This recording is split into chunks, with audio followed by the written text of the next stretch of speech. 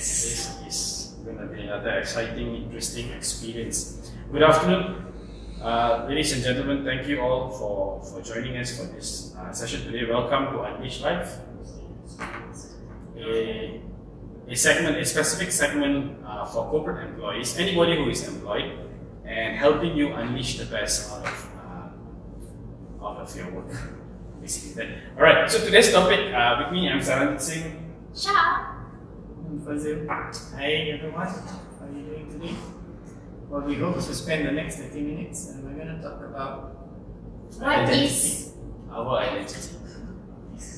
There's a lot of talk today in the world today where corporates are talking about values, identity, purpose, and mission. So we just like to throw this question today. What is identity? Interesting question. What is identity? What is identity to you? For all those of you following us online, send us a heart and do tell us where you're from. Yes, and say hello. We can follow. And for those who are not here, tough luck. Alright, we'll be posting this. This is recorded and it will be posted. Yes. Well, let's jump into what we have. Alright. Maybe I'd just like to throw Saranjit, Shah. What are your thoughts on identity? We want to say identity. What's the first thing that comes to your mind? Want to go first? Yeah. Ladies first. Okay, all right. Well, so identity, basically the first thing which comes to my mind is who am I? Who am I? And I it's a, when we were having this discussion, it's a very spiritual question if you were to ask me who am I actually. And my answer to that is I'm actually a spiritual being having a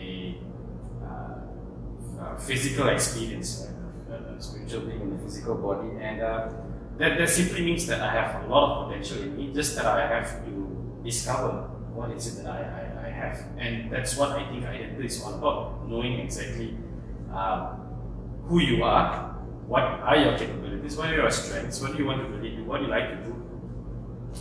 Yeah, that's my take on things. Yeah. What are your thoughts? As Justin mentioned, it's about the spiritual, it's about our inner selves. But from my perspective, I see it as like our physical appearance. It's also our identity. It can be like we are a gothic person, or how we dress is actually represent our identity. I believe in that so. So basically, if you want to know what is the identity of that person, we see how they dress, how they appearance. So that pretty much shows that what is kind of identity they have. Right, you want to share yours? I just like to string the two of you together. Very different approach. Yeah, Saranjit's looking from spiritual. Yes, that you're a spiritual being, which is true. If you look at it, and you always talk, hey, that's a great guy. He's a good guy. He's a very honest guy. He's very good. And that's a very spiritual representation of yourself. True. Your values, right? Yeah. Your values. If you're someone of high character, high values, then people identify that with you. And secondly, on your side, not wrong, because you didn't touch on values, but probably because it's natural for you. But you talk about how you look like, which is your physical appearance. In other words, when people look at you, how do you dress? This guy is very sloppy, and he doesn't dress very well. Or this guy is a sharp dresser, he must be someone clever. He wears glasses, he must be someone. It's about appearances, it's about the brand. Yes. Right? So we have the values and we have the brand, and that kind of puts together identity for a person. Right? It's not just what's inside, but it's also what's outside. So not just the contents, but also the packaging. And perhaps as well, you ever talk about how do you describe this guy? One of your friends. So probably you say, well, this guy, he is one of those who, he's one of those who wants to. He's a high flyer. He's a high flyer. He wants to be CEO. He wants to be. That's also kind of like your identity, isn't it? Yeah. Sure. Right. So What do you aspire to? What do you aspire to? what do you aspire to be, right? So that your dreams, your aspiration, Goals, also the context. forms your identity, right? Sometimes you don't do much about your values, you don't dress very well, but that guy is a dreamer, he thinks about a lot of things. And at the end of the day, when we talk about identity, I guess we could string these three things together, right? That identity is all about who you are, your values, your beliefs, your values, and what you aspire to be, where you want to go, where you want to look forward. And finally, is how do you package yourself? what's your brand, if we could use the word prestige. So three things there. Yeah. So basically who you are, the way you think about yourself, the way you view yourself, okay, and also probably your characteristics in that context. The question is that, okay, now that we somewhat have a common understanding of what identity is, why is identity important to an individual? What are your thoughts? Why is an identity important to an individual? Well, maybe I will go first because for many years I was always we are always in the search to understand ourselves better, and well I think that if you know your identity, if you're clear about your identity, it will help you to make decisions quickly. You know what you want to do, what you can do, what are your abilities, and that will definitely save you lots of time, lots of money. Of course, making mistakes is fine, but sometimes making mistakes too many times, it can be quite painful at times. So identity helps in that way. Yeah, I do agree with that as points where it helps you make decisions, because when, like Cik Na said, we have something that inspires you to be in future, and with identity, is actually help our decision whenever we have conflicts or issues. It's actually helping us to make decision on where we are going to be. So perhaps you want to share your thoughts also? For me, it's very simple. Why do I carry an identity card? Okay. Because it's my identity. It tells people who I am. Yeah. Why is it important? Because people need to relate what I do to who I am. At the end of the day, who swept this floor or who made a mess here? If I don't have an identity, nobody will know who did it. Yes. And that's what we look at. So identity is important because it relates who you are to where you want to be. I think, therefore I am. I am is my identity. I do things because That's very powerful. I think it puts the context in this. Yeah. it's very deep, isn't it? And we take it further. Yeah, probably we need to go on for many more sessions. We don't look at this card the same way anymore, right? But that's what identity. It puts a pin in the ground into who you are. Okay, cool. Now that we know what identity, or that we have this common understanding of what identity is, why is it important to us? How do we put that into the context of an organization? In other words, how is it different from the perspective of the corporate identity? Let's have a conversation on corporate identity. Again, when we speak about corporate, when we speak about identity, we talk about the aspirations, the brand, as well as the values. Right? So when we talk about corporate, we can translate into the corporate brand. What is the brand? What kind of value proposition do you get because of your brand? Purpose. Is it a good brand? Does it excite people to want to do things with you? And what about and then the other one is what the values. People do business today. They don't just pick a company because it's a company, not because of the service that they do, but because they identify the values that you bring to them. This is a company of high integrity, therefore I do business with this. And the third thing is, does this company inspire me in the way that in the direction it's taking? So that's big words that you want to describe an organization. But then what is an organization? It's a collection of people. Yes. Right? In the work that we do, we look at how the behavior of people affects the culture of the organization. And the culture of the organization eventually will reflect the identity of the company. So three things from behavior of individuals forms the culture of the organization. And the culture of the organization forms the identity of the company. Well, that's very interesting. But I do have a question. Why is we are different kind of people? We have a different set of values on ours. So how can that different set of values actually form our organizational identity? Yeah. That's a very interesting question. I think that's when that's even more important to actually have a clear identity, because when we speak about identity is a very big word. Who am I is a big word. But let's put it down to simple things. Is that are we clear with our purpose?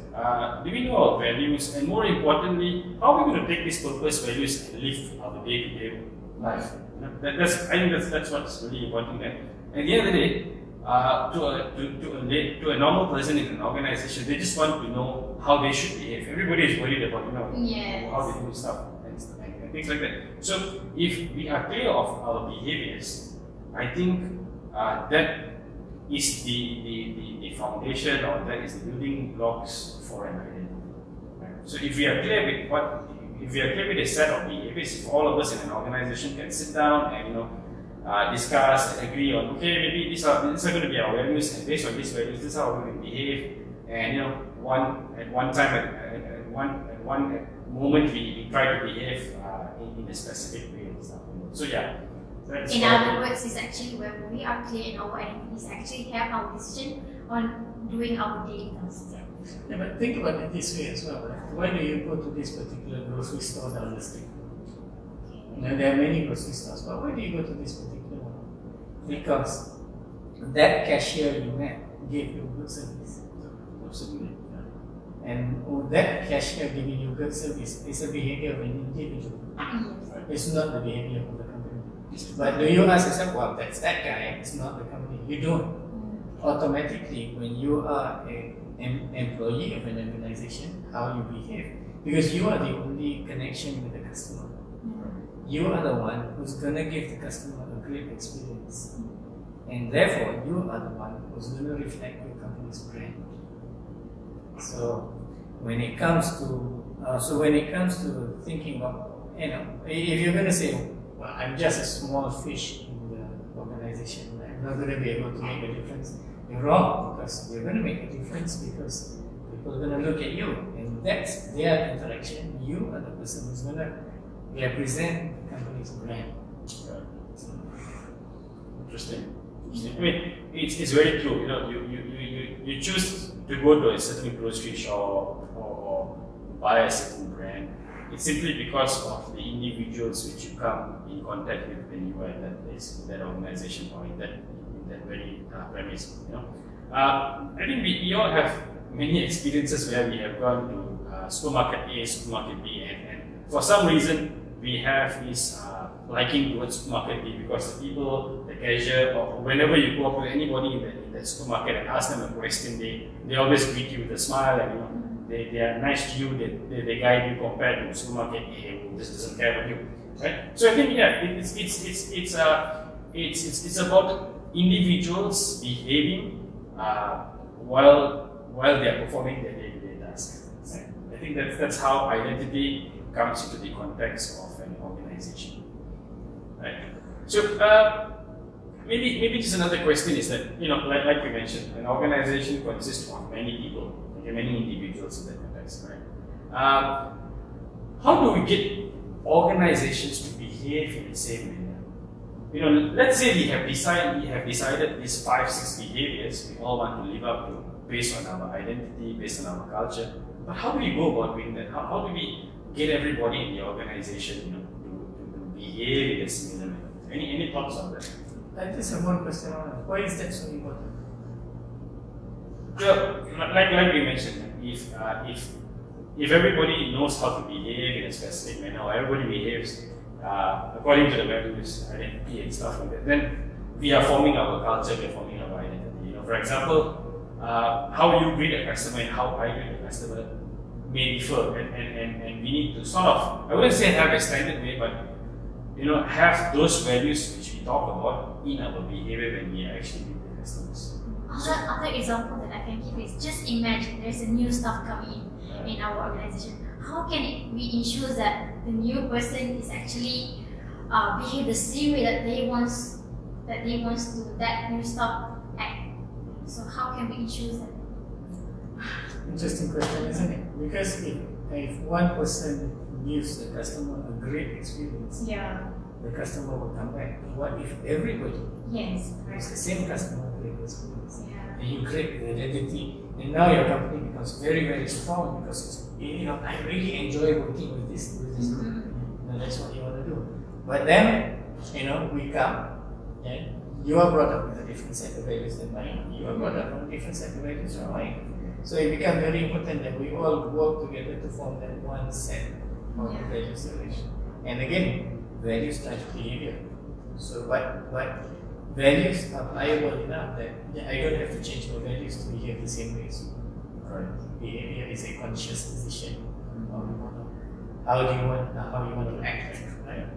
Okay. So, Interesting. yeah, and then it's always been a challenge. How do you get everybody to form the same way? So one way, is just to bang the table. Hey, you're not behaving the right way. This is not the right way, and we punish, right? But what happens when we're gone? Right? And everybody says, well, we don't need to do this. Well, I think all of us have experienced that. I must say that is a old approach. It's a carrot stick. Yes, exactly right. You just come, you just go, things change. Yeah, but you gotta find that. Is there any new approach that we can use today nowadays? One of the most powerful way to make a person behave is for them to understand how it creates an identity for them and how it makes a difference to them, how their identity makes a difference to them. And that's a very, very powerful way. But so the whole idea is what you need to do. Sometimes you behave in a way because you don't realize that it's important. Let's say, for instance, I come to work, there's a pencil on the table, I take the pencil and put it in my pocket and keep it. Is that the right way to behave as a company? Probably not. It's stealing, but everybody does it. It's not stealing anymore. Any company provides you a pencil. Right? So how do we change that behavior? Then the question is, if I realize, oh, this is actually stealing, and I don't want to steal, so I will stop. Right? And so how do we? So the next question is, if one person can realize that, and another person can realize that, and another person can realize that, then we will always, we'll be creating this group of people who are behaving the same way, right? If one person can convince another person, and we can convince, one person can convince two persons, these two persons can convince four people, and these four people can convince another eight, then it will grow across the organization, and the organization will have the same behaviors across. So we need to have that conversation. Yes. Are we talking something what we can term as a huddle? Yes. As you all know, a huddle is, what is a huddle? A huddle is a group of people getting together and talking about having a conversation, right? What if your huddle talks about behaviors? Then it's very easy now, without you telling me how I should behave, then we can just talk about, let me tell you a story. In your huddle, let me tell you a story. Yesterday, I came to work and I found my pencil missing. And I couldn't do my work because I needed the pencil. And then we can have this conversation. Oh, why couldn't you work? Couldn't you just go and take another one? It was late in the evening, it wasn't there. And we can have this understanding, oh, maybe I shouldn't have taken the pencil after all. And maybe I should have left it or something like that. But at the end of the day, with this huddle, you can have safe conversations among each other. I mean, I'm not telling you that you can't take my pencil. What we can do is we both try to understand why taking the pencil is so important. And we term this as huddles. You can get into groups of 2, groups of 3, and have one lead person to pick out behavior today. Hey, Sanjay, this morning when you brought breakfast to me, that was a very good thing because I was very, very hungry. And we should look up for each other this way. Yeah. Imagine that coming from one person, and another person, oh yeah, we should look up for each other this way, and we reinforce it, So I think culture, having huddles in a way also simplifies things, simplifies the language, because when we speak among our friends, the jargon we use, the language we use is something they are comfortable with, compared to, certain times leaders do tell us during, let's say we're talking about corporate organization, we have this town hall session where leaders do come and share things with us. We all get a good understanding, but what really happens during the huddles, the language which is used is also very simplified, it's easy for people to understand, and people are comfortable sharing. And I think that's where the thinking process also begins. Sometimes you tell people, okay, like you mentioned, you can bang tables and get people to do things in a certain manner. But I think it's more sustainable when people they themselves actually realize through conversation that, I should be doing this in my day-to-day work. You know, for example, we speak about benchmarking, and we always think that organizations, when we say benchmarking, we think organizations need to, organization A needs to go and visit organization B and stuff like that. But we forget to ask the question that I, as an individual in an organization, have I benchmarked myself with my peers in other organizations? I don't have to wait for my organization to literally formally go and do a benchmarking and then try to understand things from that perspective. But if I could understand it from my perspective, and if I could speak to my friends that, you know what, I benchmark myself with a friend of mine who was schoolmates and now he's also working in a different organization, and I find his way of doing things are different. And I'm conversing with my friends during the huddle. It's like they'll begin to realize like, you know what, maybe I should also go and speak to my so and so friend out there who is working in an organization to just compare notes, share notes, and see, are we doing our best, or maybe there's possibility for us to actually improve. I think this is also a powerful way of engaging. Yeah, additional to that, I think that when we have like huddle session, we kind of like a sessions where we are trying to have a role model. Whereas if Cik Saraji do something like giving breakfast to Cik Ngah, I was like, oh, I like people to do that to me also. And why not I'm doing the same thing? Like the next day I pay breakfast for yours. It's like we kind of role modeling. So and it's very, I think that way we can actually embrace our identity into organization identity. I'll be personally happy. Every day somebody pays for my breakfast. Yeah, every great person. Let's see. I think for those who are following us here, let's give us a heart or a thumbs up if you like what you're listening to. If you think there's something that we should cover, just give us a couple of thumbs ups, so that we can keep that. Thank you for being with us on live. Here we are talking about identity and what it means to the individual and how it affects the organization. Alright. So Sanjay, Shah, both of you have conducted huddles. Yeah, every day. Yeah, every day, right? We've been doing every day for the last 6 months or so, right? Why don't you share some of the interesting stories that you've seen in the huddles that you've conducted? I think one of it was just a couple of days ago when we were talking about what sorts of triggers your emotions when you're given instructions and stuff like that. And one of the interesting things which we were talking about the other day was when we conduct meetings, I have this tendency of asking people, so what are your ideas? And before the person can stop, I will cut them and tell them, what I think they should be doing. So it's during that huddle which we had, I suddenly realized that, Saranjit, let that person talk, and if you allow that person to talk, therefore you must also allow them to try it out, right? Of course, that was like, that was like a realization to me, but I think it was because of the casualness we were talking at that huddle session that it got me to realize that I'm behaving in such a manner, right? So I think to become an effective leader, when you ask somebody for ideas, listen to them and probably give them the opportunity to try it out. Sometimes when you ask a question, the first step is to listen for the answer. That's an interesting observation from your organization. Me, like we having like conversation called almost every day. I mean, like during breakfast or during lunch. But one of the things that I like when we are having huddles is that whenever we are not clear in our directions or our decisions, we seek an advice with our peers. So when we are having a huddles, we actually have conversations and we start muhasabah diri lah and start to realizing that that's probably good for me to try for this. And when we are having huddles, it actually helped me to make a decision. That's what I like about huddles. And I bet most of you, when you experienced it, you did not feel threatened. No. It was going to affect your performance, I think. But I think that one is because we are clear on what is the purpose of our huddles. Right. Yeah.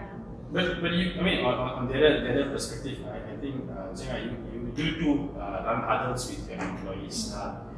Long before an organization introduced this concept called performance conversation, I think Zingao was one of the pioneers to actually sit with people and have a conversation on their performance. Right? Maybe you can share also from your many years of experience. what got you to actually, have that conversations with your peers in regards to the conversation, regards to the performance? It was primarily the free tea. Okay. Okay.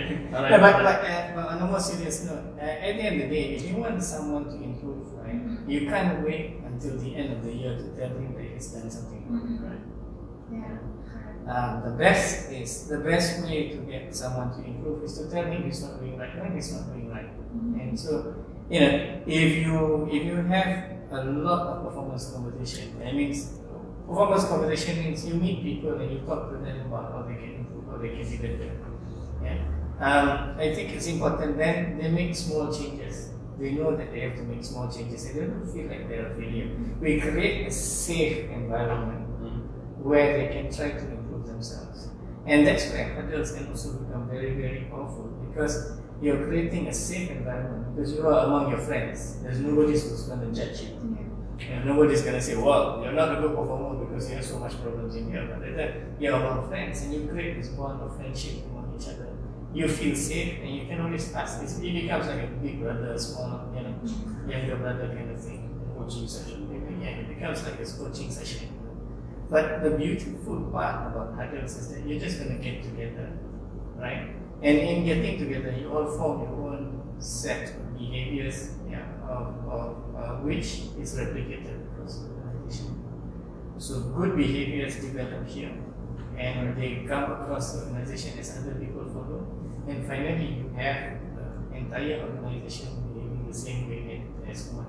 I remember coming back, if you don't mind me stepping back a bit, what we're saying is, as if every individual who behaves, and when everybody behaves the same way, you form the culture. And when you form the culture, then you create the identity for the organization. And I think that's the direction that we should aspire to take for our organizations, for ourselves as well. Of course, maybe for some people they question, well, I have a good set of behavior which I think the company should follow.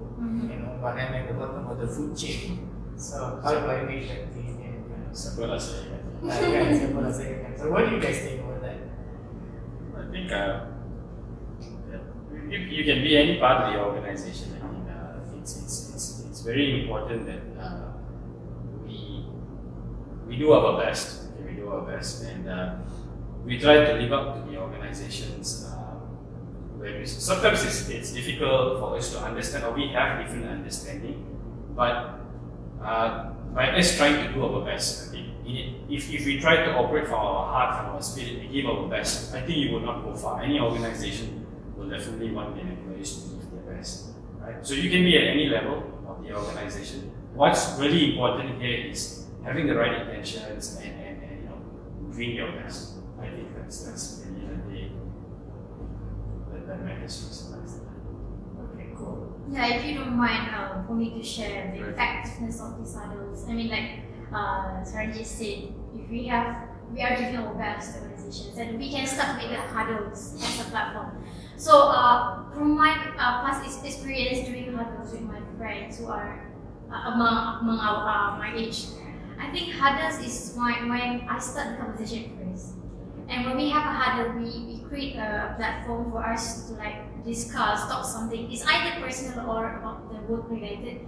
But when they see the outcomes of this huddle, they start if they have any conflicts or issues, and then we start having discussion huddles. And for me, it's a continuous platform that we can use to have a discussion with our peers, and it's very effective. I must say that it's very effective. Okay. So, in other words, a huddle, I mean, we're just talking about huddle. The huddle is a very effective way to influence your behavior. Yes. And remember, we spoke about behavior being an element, an important or a building block of identity. Right? So, I think pretty much that ties up our conversation, or rather, maybe we should end our conversation on that note that identity is it's a very important part of an organization, be it an organization or an individual, because it allows you to know who you are, okay, and that allows you to make your decisions based on your abilities, allows you to do your best, take on whatever task you want by giving your best, right? That's your identity. Yeah, that's good. So I think that's all the time we have now. Yeah. So thank you everyone who's here today. I think it was a very interesting conversation for me. Yes. You guys like it? Yeah. In one word, how would you describe the session? Interesting. It was an interesting discussion. As fruitful. It was great for me. So thank you very much for being here.